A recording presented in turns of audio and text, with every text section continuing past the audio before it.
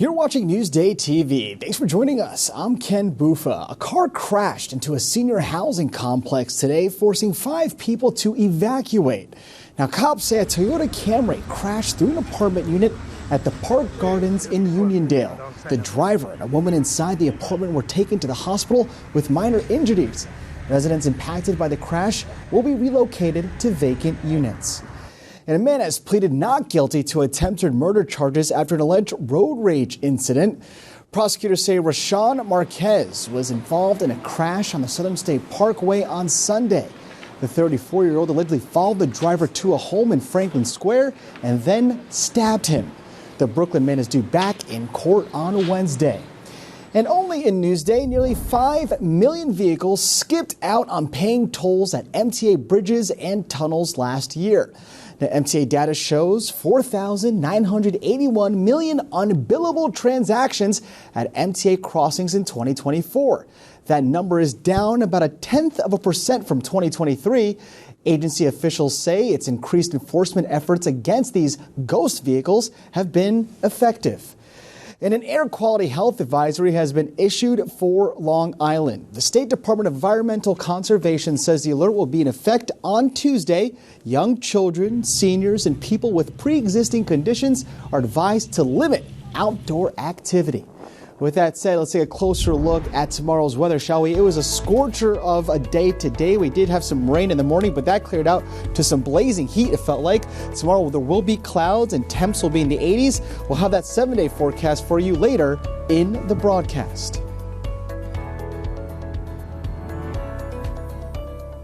So gas prices on Long Island are lower than this time last year. So are drivers happy? Andrew Anger explains.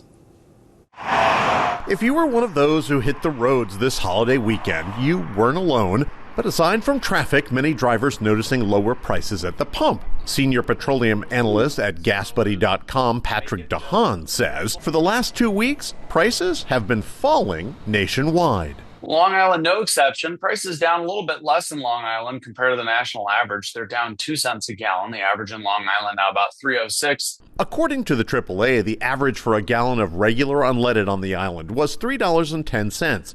A year ago, it was $3.54. But the AAA's Robert Sinclair says even though prices are trending downward, drivers still would like it to be lower. We've done surveys asking drivers what the pain point is for the price of gasoline. And 40% have told us $3 a gallon. Now, we're at the 3.20s in our region. So I worry that for a significant portion of the population, gas prices are still too high. DeHaan says tariffs just announced by the White House could slow the U.S. economy, which could push oil and gas prices down.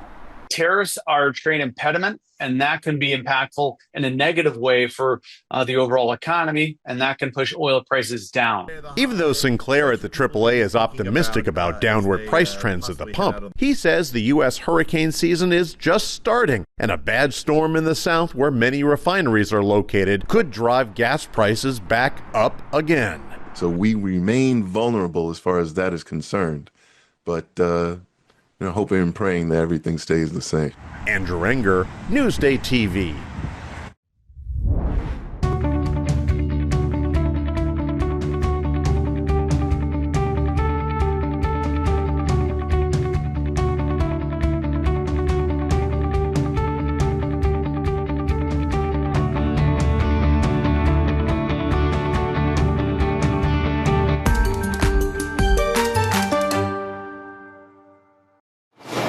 There's a lot of local love on tap at Jones Beach Brewing Company. There's a brand new tasting room, so let's go check it out.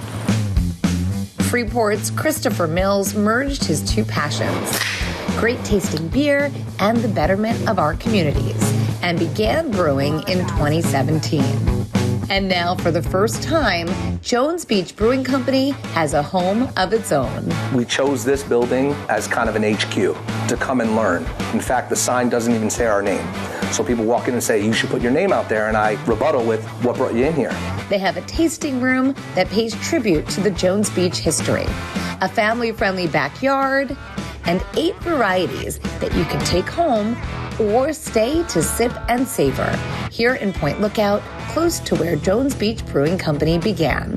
our first beer we ever created with the only tide chart on the label in the country, helped the inlet with a safe boater passage. Right here, a hop skipping away is the inlet. You'll see the Jones Beach brand on most of their beers, including the Bathhouse Blonde. Oh, look, the Blue Angels. And there's a lot of Easter eggs on that. That's actually Virginia Mayo from The Girl at Jones Beach with Ronald Reagan. This is our Pencil Pilsner. It's the famous water tower. When you take a step out to the right, you can see it right from our door front. We have our Toasted Theater. It actually looks like the playbill from Guy Lombardo. And the stripe along the bottom is actually a thin layer from the ticket stub that was at the theater in the 1930s. That is so cool. So this is really like a love letter to Long Island. They're also big on giving back. And lastly is Mold Downey Irish Red. Proceeds go to Tunnel to Towers. We've raised $70,000 in the last 3 years. All right, so let's do a little taste testing. This is our Pencil Pilsner. Oh, I like it. Bathhouse Blonde Ale. Oh, I like this one better. Okay. Yeah, it does. It's even like more fruity and more fresh and summery. These sips are adding up, so I think this is the last sip I can have. Absolutely. So this is going to be our 909 Pale Ale. 909. It is the original name of the Loop Parkway coming down to Point Lookout. 909. Cheers. Cheers. Enjoy the So your summer in Point Lookout. Oh, I like the 909.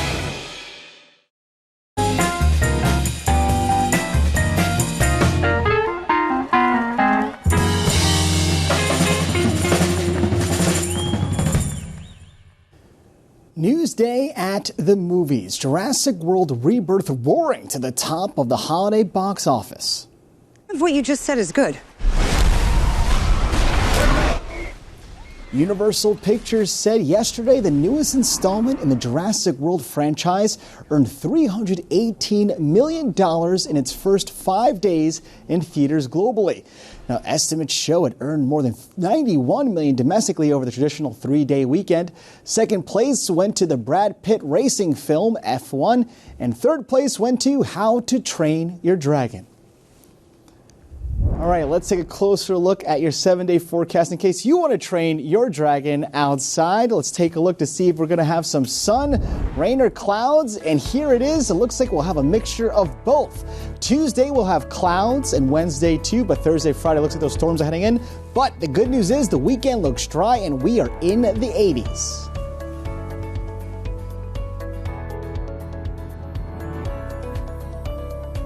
Long Island weather is brought to you by Sun Nation Energy, helping Long Island homes and businesses save with solar for over 20 years.